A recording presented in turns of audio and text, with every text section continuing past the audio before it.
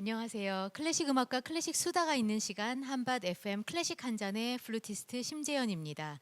오늘 클래식 한 잔의 첫 곡은 쇼스타코비치의 피아노를 위한 24개의 전주곡 작품 번호 34 중 제2곡과 10곡 피아니스트 엘레나 로자노바의 2001년 음반 중에서 들으셨습니다. 요즘 가을로 향하는 길목이라는 생각이 들면서 이 시간을 통과하면 이제 불과 몇 주 전과는 너무나 다른 그 선선한 일상을 맞이할 것 같은 느낌입니다. 벌써 아침에는 춥다고 우리 애들은 난리거든요. 이렇게 가을을 맞은 우리 클래식 한 잔은 몇 주 전부터 연주자들을 초청해서 이야기도 나누고 또 다가올 음악회도 소개하면서 음악회 티켓 신청도 받고 있습니다. 티켓 신청은 저희 클래식 한 잔의 공식 이메일이 생겼어요. 숫자 1로 시작하는 1컵 클래식 골뱅이 gmail.com입니다. 이쪽으로 원하시는 말씀드릴 수 있는 우리가 연주자들의 그 음악회 티켓 신청을 해주시면 저희가 초대권 준비할 수 있습니다. 첫 번째 초대석에는 바이올리니스트 이면섭, 두 번째 초대석에는 클라리네티스트 김재현의 독주회를 소개했었는데요. 이제 오늘은 비올리스트 임영진의 독주의 마지막 목소리 예술의 전당 앙상블홀에서 열린다고 합니다. 예, 라디오 들으시는 분들은 초록창에서 찾아보시고 너튜브에 한밭 FM 보이는 라디오 자막으로도 일정이 나갑니다. 또 아까 말씀드린 이메일로 티켓 신청 많이 해주시길 바랍니다. 자, 그렇다면 이제 오늘 지난번처럼 초대 손님을 모셔야 될 텐데 마침 옆에 누가 앉아 계세요? 혹시 임영진 선생님이십니까? 저는 이명진이 아닙니다. 맞아요. 우리 너무 친한 분입니다. 자기소개 먼저 해주세요. 네, 안녕하세요. 저는 플루티스트 복병현이라고 합니다. 이 자리에 선생님들을 너무 좋아해서 따라오게 됐습니다. 네, 너무 좋아하는 플루티스트이신데요. 우리 그 저랑 같이 진행하는 임영진 선생님이 오늘 초대 손님이 됐잖아요. 네. 독주회를 준비하면서 그래서 그 선생님을 급히 갖다 앉히고 네. 그분을 좀 잘 모셔보려고. 네. 그래서 이따가 임영진 선생님 오시면 우리 네. 잘 맞아주시기 바랍니다. 알겠습니다. 네, 그리고 그 뭐죠 곤란한 질문 같은 거 네. 많이 해주세요. 알겠습니다. 자, 그러면 모셔야겠네요. 우리 네. 초대 손님, 그렇죠? 네네. 한번 오시겠어요? 이쪽으로? 안녕하세요. 반갑습니다. 선생님 바깥쪽 괜찮으세요? 좋습니다. 네. 아, 역시 그 자리에 선생님 있는 게 좋긴 한데 오늘은 손님이라. 아니 제가 여기가 딱 좋아요. 원래 모서리를 좋아해서. 아, 그래요? 이렇게 기대고 네. 삐딱하게. 책상도 항상 그 모서리에 아, 그래요? 앉아요. 그래서 싫어했어요. 혼났어요 맨날 어른들한테. 아, 선생님 모신 이유가 아니 뭐죠? 독주회를 준비하시는 네. 상황이 됐죠. 네, 그렇습니다. 선생님 요새 어떻게 지내세요? 우리 몇 주 전 이면섭 선생님 자아가 두 개로 갈라지고 있다, 막 그런 얘기 있었고, 뭐 지금 다들 난립니다. 선생님 어떠세요? 저는 매년 독주회 하잖아요. 근데 올해 독주회가 그 심리적으로 좀 안정적이에요. 왜냐면 왜요? 사실 독주회는 무조건 긴장되고 걱정되잖아요. 근데 제가 작년 독주회 때 정말 어수선하게 준비를 해가지고 작년 독주회 좋았는데. 그 일단 무반주 프로그램이 절반이었고 맞아요. 거기에다가 그 바이올리니스트랑 듀오 하는 게 있었고 근데 또 그 바이올리니스트는 이쪽에 살지 않기 때문에 이제 라이드부터 모든 거를 챙겨야 모셔야 하는. 됐었고, 예. 그다음에 그랬고 규모 큰 네, 콘체르토도 그래서 하시고. 챔버 반주로 음. 그 챔발로 선생님 모셔가지고 또 리허설 장소가 매번 달랐어요. 그리고 연주자들도 신경 케어했어야 됐고 그리고 막 여러 가지로 어수선해가지고 그 당시에는 뭔가 내가 지금 연습을 하고 있는 건가? 약간 그냥 그 어레인지만 하고 있는 느낌. 그 그래서 원래 어른의 힘들었어요. 삶이 그런 거예요. 예. 진정한 음악가죠. 그게. 그래서 이거 매니저가 있어야 되는데 그치. 돈을 많이 벌어야겠다. 우리는 매니저가 없이 우리가 다 하잖아요. 그 돈 얘기하기 싫었는데 결국은 돈이 있어야 되겠다라는 생각을 항상 했는데 이번에는 딱 정해진 연습실에서 정해진 파트너와 교류도 하면서 안정적으로 리허설을 하고 단둘이서. 그러다 보니까 리허설이 끝나면 뭔가 마무리가 되어 있는 느낌도 들고 이 프로세스가 느껴지는. 아. 그래서 연주가 어떨지 모르겠지만 하여튼 준비 과정은 좋습니다. 네. 다행입니다. 네. 선생님은 자아가 안 갈라지신 것 같아요. 네, 저는 이번에 별로 그렇지 않아요. 또 모르겠어요. 이제 들어가면은. 선생님도 독주회 많이 하시잖아요. 우리 복병현 아, 선생님도 네. 독주회를 지금 준비하고 있는 선생님의 마음을 미루어 짐작할 수 있잖아요. 혹시 얘기해주고 싶은 게 뭐가 있나요? 아니, 뭐 조언을 좀 부탁드립니다. 조언이요? 워낙 저보다 다들 너무 많이 연주하시고 막 이러셔서 그냥 저는 제가 이렇게 연습실에 있으면 선생님이 연습하시는 모습을 자주 보니까 뭐 조언 뭐 이런 거 없고 그냥 많은 분들이 오셔서 이 연주를 즐겨주시면 좋지 않을까라는 제일 생각을 중요한. 예. 우리는 잘 못하는 얘긴데 네. 보드라운 사람이야 그렇죠. 보면. 네. 자, 우리 그 쇼스타코비치의 피아노 그 전주곡으로 시작을 했어요. 오늘은 뭐 다들 아시겠지만 라디오 많이 저희 라디오 들어주시는 분들은 아시겠지만 이제 초대 손님이 곡을 가져오시는 거였고 그래서 선생님이 이명진 선생님이 쇼스타코비치의 피아노 곡을 가져오셨는데 피아노 곡을 가져오신 이유, 그다음에 쇼스타코비치인 이유 말씀 좀 해주세요. 그 시작은 사실 저희는 비올리스트들은 항상 숙명이 있어요. 비올리스트들은 어딜 가나 비올라가 어떤 악기인가요? 라는 질문을 매번 받아요. 그렇죠. 사람들이 잘 모를 수도 있어요. 알긴 하지만 그거를 얘기해 주길 원하는 것 같아요. 거기에 주최한 어떤 진행하시는 곳에서 뭐 예를 들어서 저희가 뭐 무대에서 비올라를 연주를 하게 되면은 꼭 그거를 설명을 하는 거를 좋아해요. 비올라가 어떤 악기인지를 좀 설명을 해줘라. 그래서 그런 고민을 항상 하거든요. 비올라가 어떤 악기인지. 그래서 제가 서는 무대마다 매번 달라져요. 그 최근에는 이끼 같은 악기라고 있거든요. 왜요? 이끼. 근데 뭐, 그 이유가 있어요. 약간 기생? 아니요, 그런 느낌이 아니고. 미안해요. 기생이라니. 말도 요즘에 저희가 향 좋아하잖아요. 향수. 그 지금 젊은 세대들은 그 저희 때와 다르게 저는 어렸을 때 뭐 무슨 향수 써 그럼 그러면 와 고급 향수 쓰는구나. 그치, 브랜드가 딱 있었죠. 네, 그리고 뭔가 뭐 이런 얘기 해도 되나요? 근데 상관없겠죠. 모르겠어요. 곤란할 것 같아요. 그만하세요. 여튼 그래서 그런 상징적인 향수를 얘기를 했잖아요. 근데 요즘에는 그 향수의 그 속에 들어가 있는 그 노트들까지 다 알고 그치. 네. 뭐뭐 섞였나. 그래서 그런 거를 사람들이 좋아하기 시작하니까 약간 그 뭐 꽃향이나 이런 것보다 약간 습한 곳에서 나는 이끼향, 그 풀향 그리고 그렇다. 예, 그런 얘기 나무, 많이 하죠. 나무향, 우드향. 우디 뭐 이러면서 그렇죠. 그런 향을 사람들이 많이 좋아하잖아요. 그렇게 생각하다 보니까 그 향들이 독특해서 좋아한다는 느낌 받았어요. 제가 자연스럽지만 독특하다. 근데 그게 사실 불쾌하거든요. 그 이끼랑 그 나무 축축한 나무 옆에서 주무실 수 있으세요?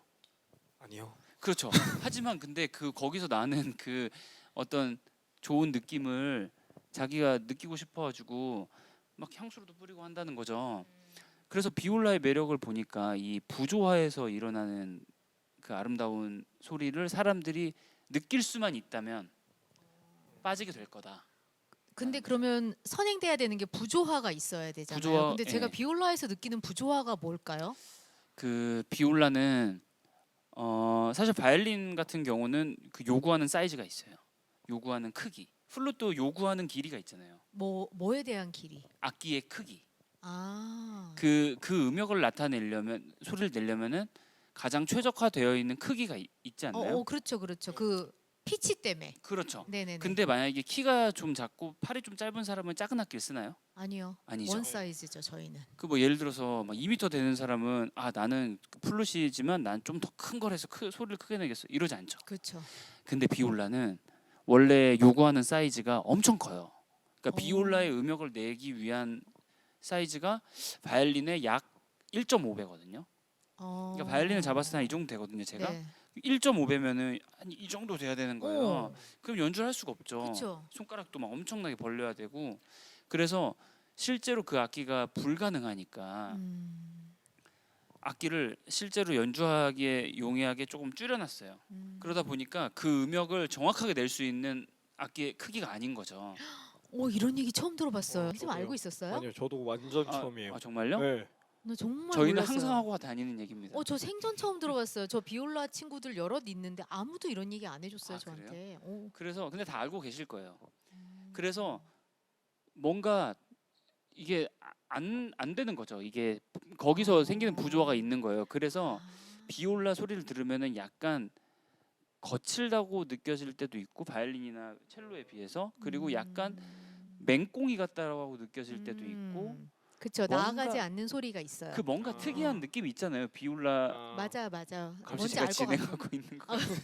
거기에서 나오는 그 매력에 빠지면 이제 그 이런 거죠. 강아지들 발냄새 맡으면 중독되잖아요.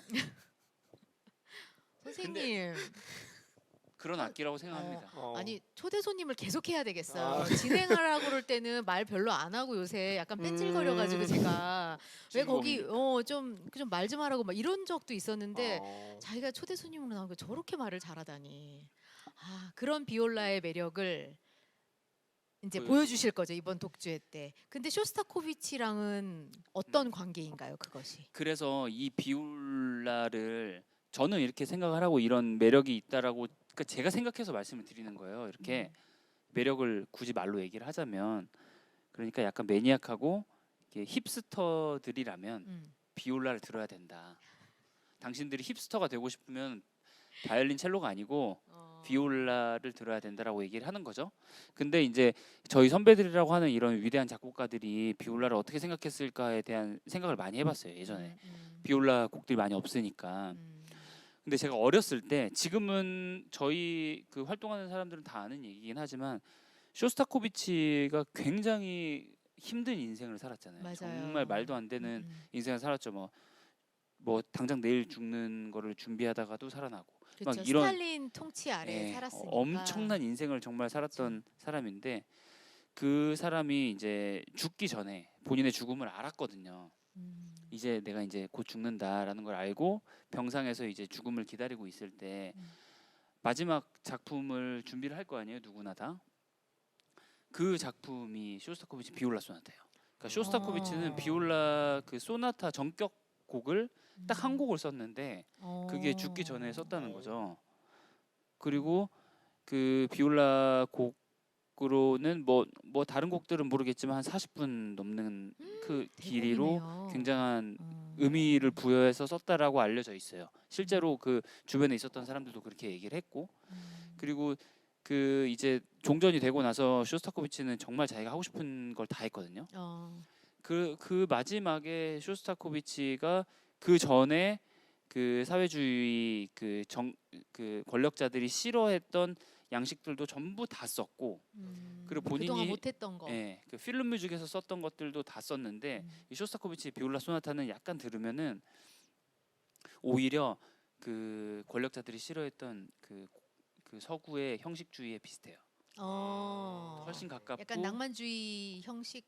그리고 그쪽에. 그 굉장히 그 뭐라고 하죠? 형식적이고 화성을 훨씬 더 중요시했고 그 뭔가 진취적이고 혁명적인 느낌이 거의 있죠. 어쩔 그 수 당시 유행이니까 그게. 있지만 그런 본인의 인생을 마지막으로 남긴 거를 비올라의 목소리를 대신해서 하지 않았을까. 그래서 선생님의 독주회가 마지막 목소리. 그 엄청난 자부심이 있습니다. 저희 쇼스타코비치가 마지막으로 비올라 곡을 썼다.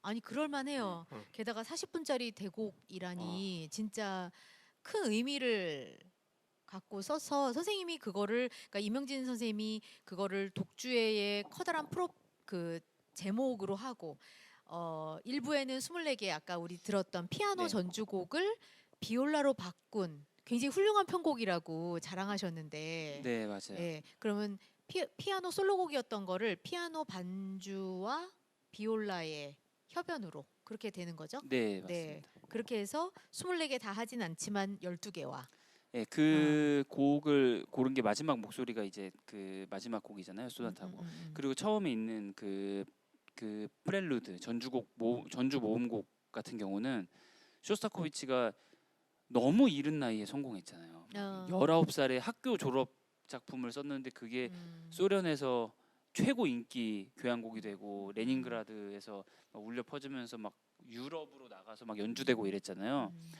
그래서 전국적으로 스타덤에 올라와 있어서 정말 본인의 거의 모든 거를 쏟아서 자기가 이제 대중 클래식 음악가로서 활동을 했는데 완전 승승장구를 했죠. 그 그쵸. 권력층에서도 완전 엄청 맞아. 밀어주고 음, 국제 석상에 항상 데리고 다니고 쇼스타코비치를 음, 음, 그러다가 그 맥베스 부인을 쓰면서 다시 이제 죽음을 그쵸. 두려워하면서 근데 이게 우리 청취자들께서 아니 무슨 일이 있었길래 죽음을 두려워하냐 했겠지만 저는 자서전을 읽었어요. 근데 쇼스타코비치의 자서전을 읽으면 그 속에서 그러니까 어떤 다른 사람이 쇼스타코비치를 인터뷰하면서 쓴 갖고 거. 왔습니다 제가. 아 여기 있구나 네. 증언.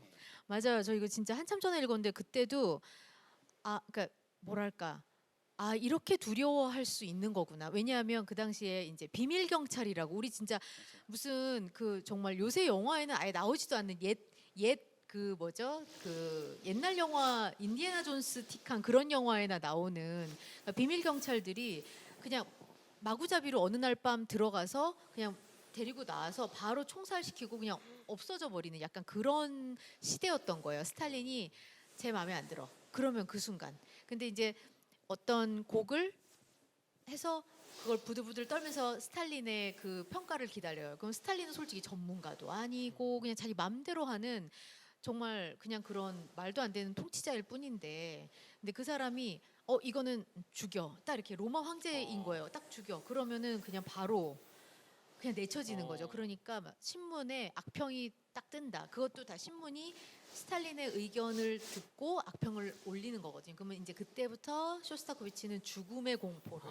왜냐면 자기 친구들, 막 의사, 막 이래 변호사 이런 어떤 학자, 인텔리 계층들이 그냥 마구잡이로 잡혀가던 시절이었기 때문에 소련의 그 초창기, 정말 숙청의 시대였죠. 피해 시대. 그랬기 때문에 맞아요. 우리가 쇼스타코비치 심포니 같은 거 청취자들께서 찾아서 들으시면 그 왠지 광산에서 들릴 것 같은 망치 소리와 함께 그 굉장히 스산한 느낌이 있어요. 여기 난 잡혀갔나 하는 그 이해하면서 들으면 굉장히 재밌죠. 그래서 그 미움받기 바로 직전에 썼던 곡이에요.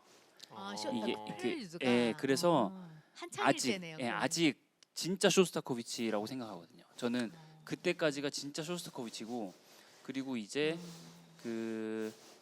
뭐 물론 중간 중간에 그 쇼스타코비치가 얼마나 대단한 역설적인 작곡을 했는지를 저희가 이제 지금은 이 증언이라는 책을 통해서도 알 수 있고 여러 가지 주변 그 음악가들을 통해서 저희가 전해 듣는 거지 사실 알 수 없거든요.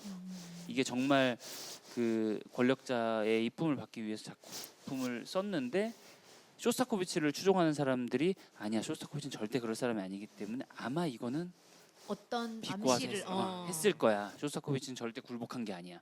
이건 지금 아직까지도 계속 분분한 토론이 주제잖아요. 너무 맞는 얘기다. 저는 가면 썼다고 생각하거든요. 그래요. 그리고 어느 때는 그거가 분출돼요. 본 모습이.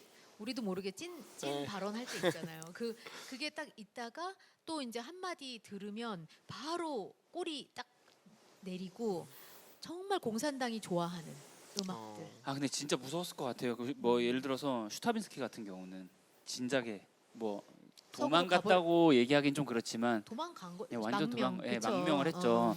이제 낌새가 좀 이상하니까 망명을 해버렸고 근데 쇼스타코비치는 그럴 수가 없었던 게 19살 때부터 그냥 그러니까 뭐 쉽게 말해서 우리 플루티스트 박병현 씨가 청와대에서 항상 부르는 거죠. 우리 플룻 연주 듣자. 그렇게 19살 때부터 살았다고 생각하면 나가기 쉽지 않죠. 네, 나가기 쉽지 않죠. 그런 삶을 지금 한번 살아봤으면 하는. 맞아요. 진짜? 아니 그런 것보다 어쨌든 연주를 늘 할 수 있으니까요. 그리고 맞다. 그치. 후원을 받으면서 연주하는 것만큼 사실 음악가한테 좋은 건 없는 것 같기도 하고 그러면 약간 자유롭게 본인이 이제 하고 싶은 것들을 더 할 수도 있을 것 같고. 근데 쇼스타코비치는 그때 하고 싶은 거를 했는데 이제 그때부터 죽음에. 그러니까 이런 거예요. 이게 쇼스타코비치가 이거 보면 저 정확하게 다는 못 읽었는데 이따가 보니까 쇼스타코비치로 정했어요. 숙청에 그거를 쇼스타코비치를 숙청하면 예술가들이 정신 차리겠죠.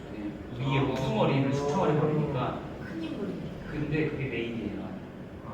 내일 이제 불려 오라고 했어 내일. 그 어떤 누군가가 오라고 했겠죠.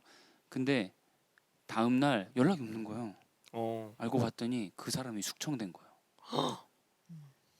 너무 그런 인생을 살고 있는 거예요. 쇼스타코비치는. 맞아요. 소름. 내일 죽으려고 준비하고 있다가 친구들한테 다 얘기했어. 나 내일 이제 저게 될 거다.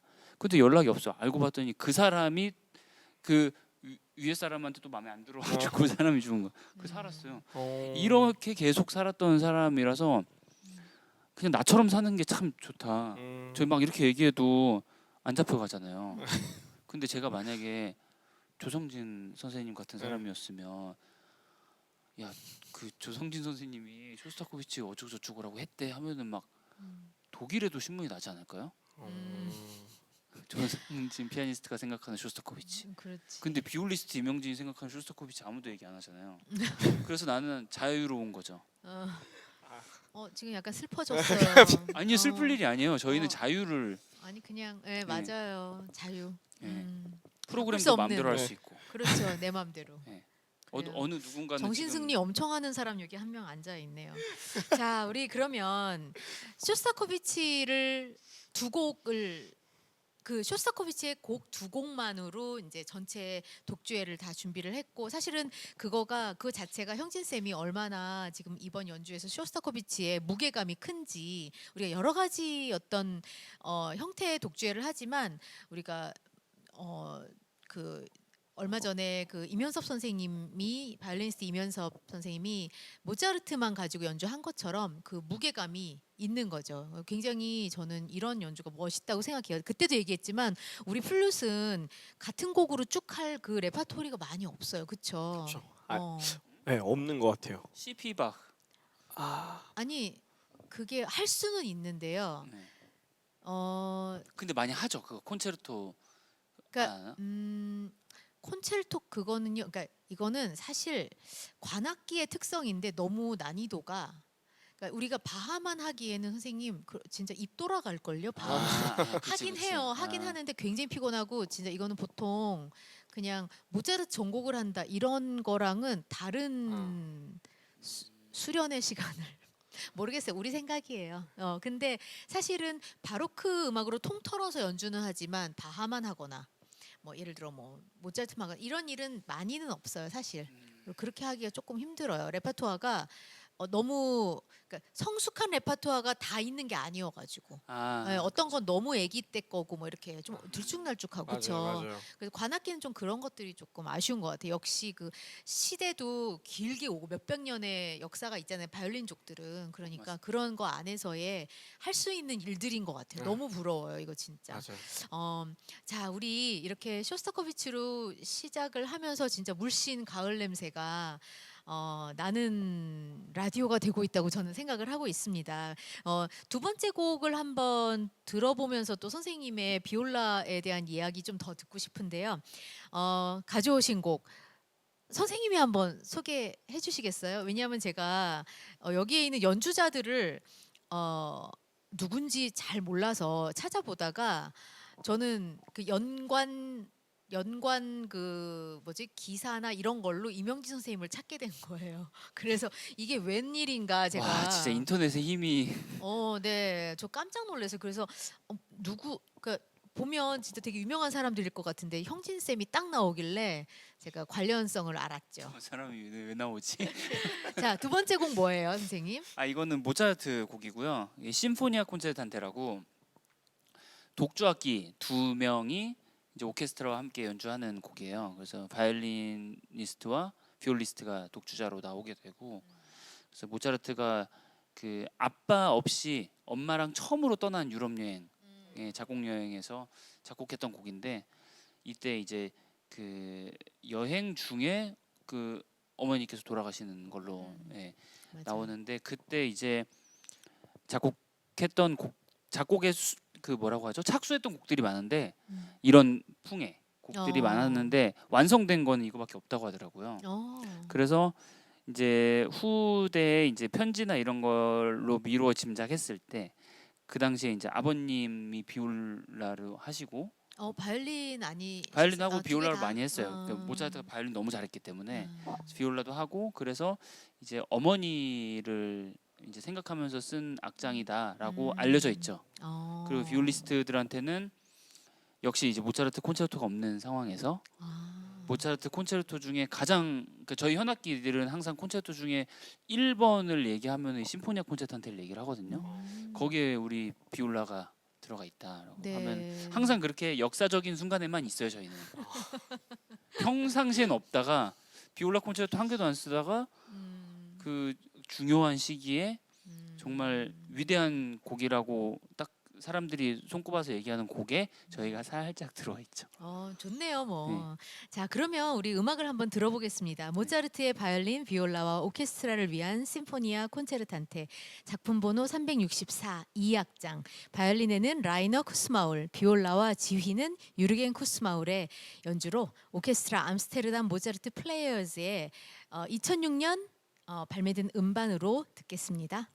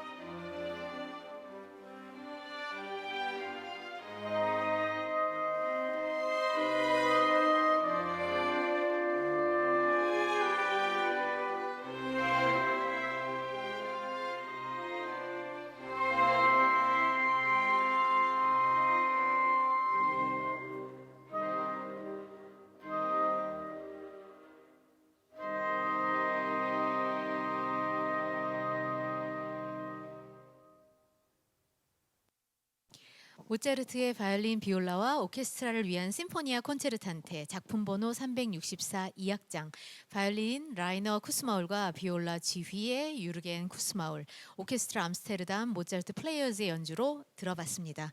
아름다운 악장이었어요. 2악장. 근데 제가 아까 잠깐 얘기했는데 쿠스마울 연주자들이 이게 둘이 있길래 분명히 형제나 부모 자식 간의 관계구나 생각해서 찾았는데 선생님이 나왔다고 그랬잖아요. 무슨 관계예요, 도대체 이분들과?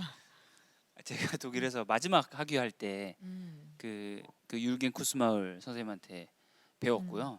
비올라 하시는 유르겐. 네. 그리고 라이너 쿠스마울이라는 선생님은 유르겐 쿠스마울의 형님이시고 그 카라얀 시절에 베를린필의 악장으로도 계시고 또 엄청나게 유명한 선생님이에요. 그래서 뭐 지금 베를린 필하모니커에 있는 그 다이신 바이올리니스트 악장의 선생님이고 그리고 그 당시에 뭐 프라이부르크이라고 하면은 그 바이올린의 완전 성지 같은 시절이 있었어요.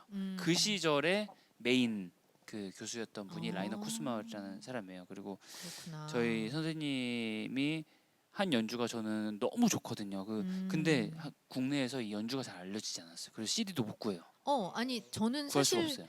비올라 연주자들을 몇 명을 제가 나름 그래도 이 사람이면 내가 요런 사람 얘기하면 그래도 이렇게 어디 가서 꿀리진 않는다 하는 비올라 그 대가들을 몇 명 안다고 생각했는데 사실은 처음 듣는 이름이고 그렇죠. 그래서 굉장히 궁금했어요. 왜냐하면 다음 곡도 이분이 연주하지 않나요? 그쵸? 다음 곡도 선생님이 골라온 일부러 게. 제가 막 광고하려고 하는 것처럼 막 우리 선생님 근데 보여드리려고 선생님 얘기 좀 근데 한번 해봐도 좋을 것 같아요. 왜냐면 선생님이 우리 이명진 선생님이 독일 시절의 이야기가 물론 고생한 얘기도 있지만 그 행복했던 시절도 우리가 분명히 있잖아요. 유학 시절의 그런 뭔가 그 배움의 기쁨, 약간 그런 거. 그렇죠. 저는 그 저의 그 고정관념을 조금 깨준 선생님이에요. 이 선생님이 사실 이 선생님이 너무 유명한 선생님이어가지고 뭐 지금은 모르겠는데 그 콘서트 계보 오케스트라의 선생님 네. 제자가 7명이 있었고 동시에 거의 다 아니에요. 비올라의 일곱 그러니까 명. 암스테르담 교수를 동시에 하셨으니까 아, 거기에다가 그리고 이제 실내악을 그 안너 빌스마라고 네네네. 그 예전에 저희 이거 클래식 한전에서 맨데스존 옥텟 들었잖아요. 맞아요. 그때도 선생님이 있었고 연주자로 아, 그 안너 빌스마가 하던 그 라르키 부델리라는 엄청 유명한데 그쪽에서만 유명해요. 그쵸. 우리 잘 모르는 좀 이따 나르키. 듣게 네. 되실 거예요. 엄청 유명한 팀인데 그 팀이 유명한 이유는 그 약간 그 대가들의 대가 같은 느낌이에요. 대중적으로 성공 못했는데 와 이렇게 연주를 할 수 있나?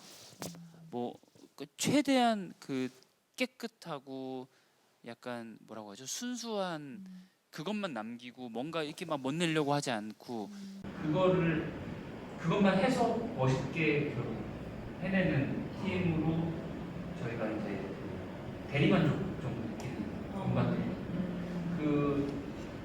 그런 하여튼 그래서 너무 유명한 선생님이니까 저는 이 클래스 들어가고 싶었어요.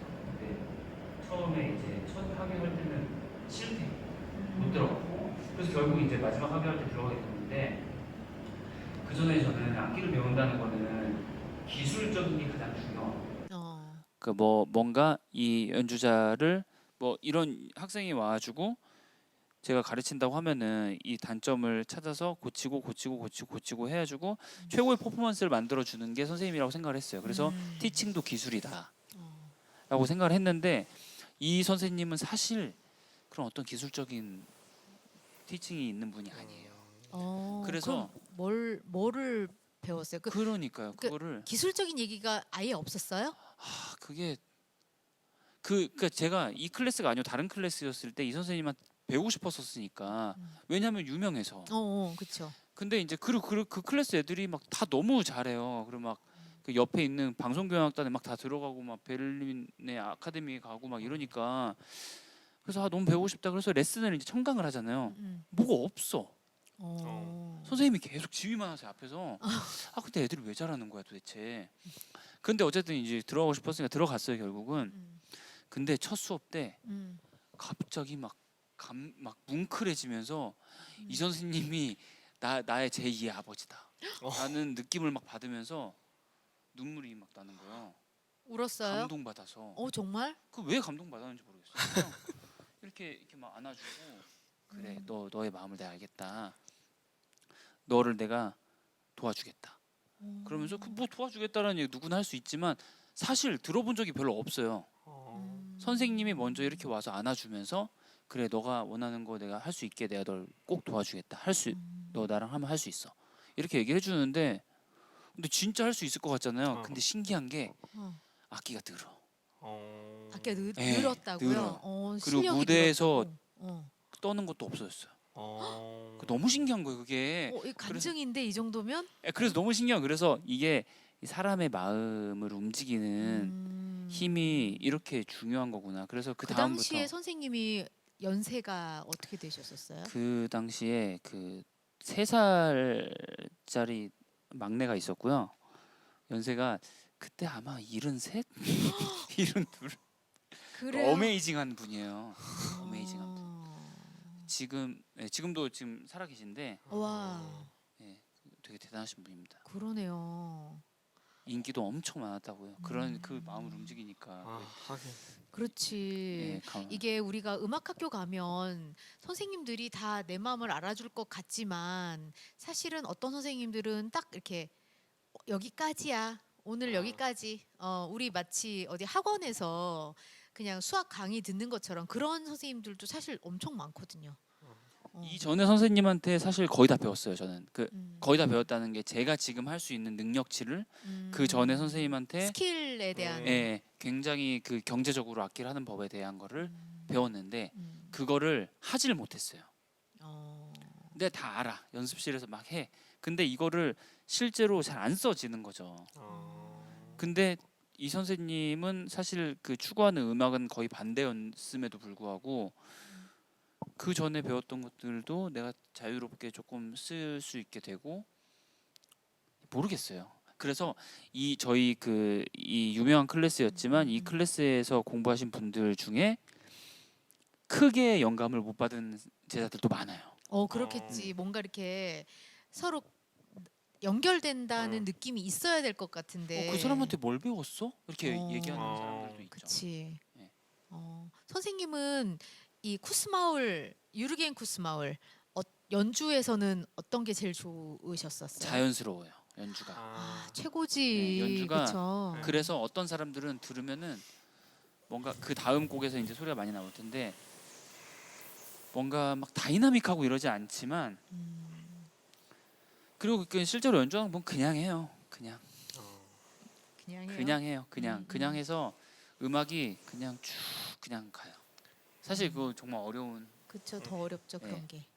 그냥 그런 사람입니다. 그래서 제가 한 번씩 물어볼 때 있었어요. 뭐 저희는 한국 사람이니까 모차르트에 대한 어법이나 뭐 어떤 뭐 비브라토를 어떻게 구사하면 좋을지 아니면은 뭔가 그런 거 궁금하잖아요. 이 대가들은 어떻게 하는지 당신은 어떻게 했냐.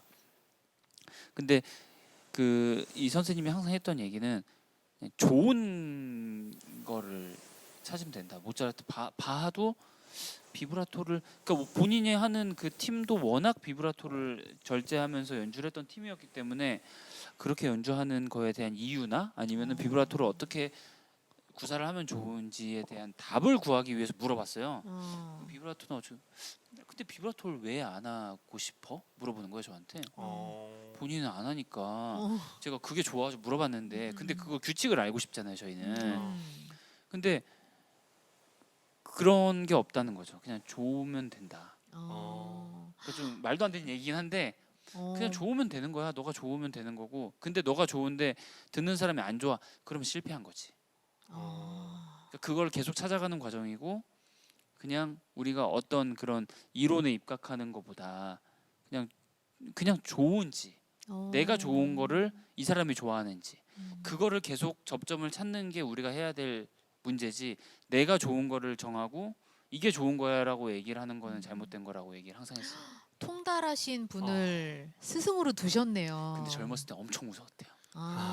그래요. 맞아.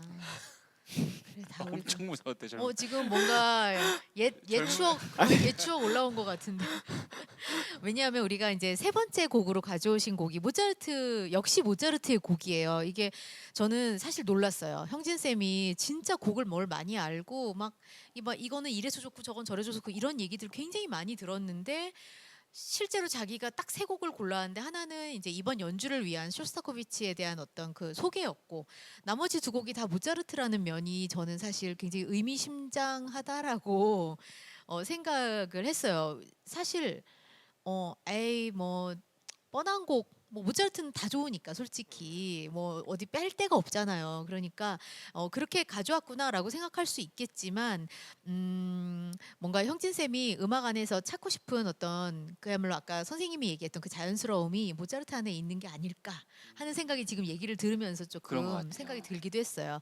근데 세 번째로 가져오신 곡은 또 클라리넷과 비올라 그 다음에 피아노를 위한 트리오죠. 그래서 또 그 클라리넷 이번 연주에는 이제 비올라의 그 아까 선생님 스승이신 유르겐 쿠스마울과 클라리넷은 찰스 나이디히 또 찰스 나이디히 얘기 잠깐 해야 돼요. 우리가 관악기 연주자로서 정말 천재의 천재 이 사람도 진짜. 아 그래요? 저는 사실 정보는 별로 없고 오, 이 장난 선생님한테 아니에요. 얘기를 들었어요. 그 사람 완전 그 음. 지니어스라고. 이러면서. 맞아요. 예, 왜냐하면 제 친구들이 거의 마지막 세대예요. 그 제자 아니야 지금도 가르치긴 해요. 지금도 가르치긴 한데 그 당시에 정말 정점에 오른. 그러니까 지금은 왜 대가들이 그 젊은 대가들도 되게 많잖아요. 클라리넷이. 그래서 그 옛날에 저 이 사람 하나 그런 시절이 있었어요. 그리고 아까 얘기했듯이 선생님의 선생님이 이 학교 저 학교 다 교수했듯이 우리 보스턴 제가 다니던 학교에도 교수였고 뉴욕에도 교수였고 뭐 어디 다 교수했던 거예요. 네, 그렇게 해서 그냥 정말 제자들이 엄청 많고 한국인 제자들도 진짜 많고 근데 왜 그렇게 유명세를 탈수록 아이고 잘하겠지 약간 왜 넘겨짓는 거 있잖아. 아이고 정치도 잘할 거고 이렇게 생각하는데 굉장히 아름다운 사실 클라리넷 이렇게 잘하기가 저는 사실 잘 몰랐어요. 그렇게 할 수 있다는 사실 자체. 이분이 진짜 잘하는 이유가 있어요. 왜요? 관악기가 온도에 예민하잖아요. 그렇죠. 이 음반이 함버클라베어라는 것을 하는 거예요. 네네. 그래서 이때 녹음실 온도가 14도, 14도, 16도, 14도. 그래서 그걸 계속 유지했어야 돼가지고 어. 옷을 다 입고 장갑을 끼고. 네, 이거 손 시려워요 14도. 근데 관악기는 그 음정이랑 네. 그리고 비올라도 당연히 현악기 음정이니까. 어, 그래서 어. 근데 음정이 너무 좋은 거예요 이게 음반이. 그래가지고 이거 너 음반 정말 너무 좋다. 그래서 제가 막 갖고 가서 나 이거 들었다 막 얘기를 했어요. 그랬더니 막 갑자기 막 욕을 막 하면서 저 프로덕션이 우리를 얼마나 힘들게 했는 줄 아냐. 근데 그 찰스 나이디 씨는 음정도 잘 맞고 그러는데 난 현악기인데 너무 힘들었다. 막 이러면서 손 시렸고 막 그치. 그랬다고 어머. 하더라고요. 근데 이 와. 곡이 어렵거든요. 클라리넷도. 그러면 그 14도에서 한 녹음이 바로 이 네, 앨범인 맞아요. 거예요. 14도인지 16도인지 잘 모르겠어요. 음. 하여튼 그 추운 뭔지 알 것 같아요. 네. 저 옛날에 제 친구는 집을 맨날 18도로 해놔요. 챔발로 친구. 그쵸 챔발로. 네, 하러 가잖아요. 손 시려워서 못 불어요. 나 연준 날 잘할게. 그 얘기를 한 3번, 4번을 해야 되고 연준 날 나아져요. 연준 날 높아지지. 그죠. 네, 자 우리 진짜 우리 형진 쌤 오랜만에 우리 형진 쌤의 말발을 들었어요. 우리가 근데 이렇게 시간이 진짜 빨리 또 흘러가고 우리가 이제 이 세 번째 모차르트의 곡을 마지막으로 또 오늘 클래식 한 잔을 마무리를 해야 하는데 이제 비올라 독주회를 준비 중인 형진 쌤의 그 마지막 목소리, 독주의 마지막 목소리, 예술의 전당 앙상블에서 열린다는 말씀 한 번 더 드리면서 한 번 더 안내 드릴게요. 라디오 들으시는 분들은 초록창에서 뭐 비올리스트 이명진, 뭐 이명진 독주회 이렇게 하면 조금 찾을 수 있다고 네네. 그렇죠. 그리고 또 우리 너튜브에 한밭 FM이 있습니다. 구독을 누르시면서 보이는 라디오를 들으시면 보시면서 그러면 자막으로도 이제 일정이 나가고 또 아까 말씀드렸던 숫자 1로 시작하는 1컵 클래식 @gmail.com에 이메일로 티켓 신청하시면 우리 완소 이명진 독주에 초대권 준비해 주신대요. 우리 많은 그런 참여 부탁드리면서 자, 이제 클래식 한 잔 마무리하도록 하겠습니다. 이 클래식 한 잔은 사실은 진행에 이렇게 했는데 사실 이렇게 얘기해야 되겠다. 진행에 우리 플루티스트 복병현, 그다음에 플루티스트 심재현, 그다음에 초대 손님의 비올리스트 이명진, 녹음, 녹화 및 편집에 클래식 미디어 랩의 조건행이 만들어 나갑니다. 마지막 곡 모차르트의 클라리넷, 비올라, 피아노를 위한 트리오 작품 번호 498 케겔슈타트 1악장 라르키 부델리 앙상블의 연주이고요. 비올라에는 유르겐 쿠스마울, 클라리넷은 찰스 나히디히의 연주로 듣겠습니다. 자, 이 음악 들으시면서 클래식 음악과 함께 좋은 하루 되시길 바랍니다. 감사합니다. 감사합니다. 감사합니다.